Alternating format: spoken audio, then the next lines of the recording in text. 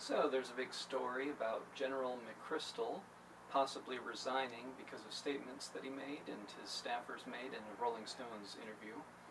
I believe that it would be a good idea, and I also believe that this would be good for Obama's image as Commander-in-Chief, because I think that naturally he is an empathic person who understands different perspectives and understands conflicts and so forth.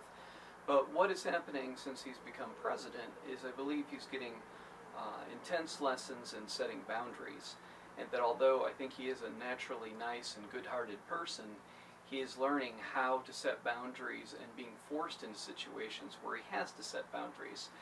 And lately it seems as though he is getting it from both sides in terms of the left and the right and the criticism that's coming his way. Most recently there's a lot of talk about his handling of the oil spill in the Gulf, and I have no reason to believe that he's not handling it well. I mean, things aren't going the way we'd like them to, obviously, and when there's frustration we want to blame and point fingers, but I recognize the flip side of this. If George W. Bush was still president, then I would probably be using this as an opportunity to criticize him because I identify with the liberal progressive side. And I think that since news has become so enmeshed with opinion that it doesn't really matter who is president now or who will be president in the future, we're not going to have unified agreement. And so if any choice that somebody makes, then you're identified with the other party or a third party, then there's going to be opportunities to criticize. So I believe that what Obama has to do is basically what we all have to do in our own lives, which is stop worrying about, not that he does worry that much about it, but we all have to stop caring about trying to please everybody and trying to appeal to all sides, because ultimately it doesn't really matter what stance we take. There's going to be conflict in the sense of people disagreeing with it. For example, if we think that abortion should be made legal, then there's going to be people that hate that. If we think it should be illegal, then there's going to be people that hate that. So where do we learn this people-pleasing kind of behavior?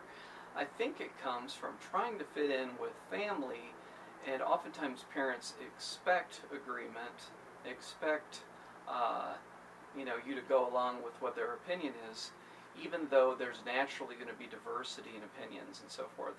And so ultimately our differentiation means, whether it's at a national political level or on a very individual personal level, our individuation and differentiation is going to require us to just figure out what we stand for and not expect everyone to think like we do, and not expect everyone to agree with where we're at, but to try to find people in our personal life that are complementary in terms of there being enough agreement to get along and to respect differences where they are.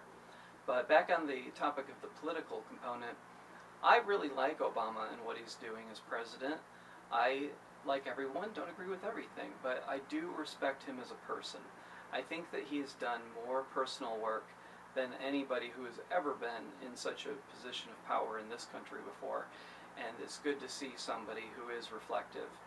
I do think that if he is still smoking cigarettes, which from what I've heard he is, then he's probably trying to keep things together, emotionally. I think that cigarettes can suppress emotions, and that might be a part of it, is that he has to do some more healing and do some release. I would recommend that he do some breath work. I've done some of that myself lately, and it feels very healing, and did a video on that recently too, if you're curious to learn more about that process of breathing in and out in a connected way without pausing and releasing, and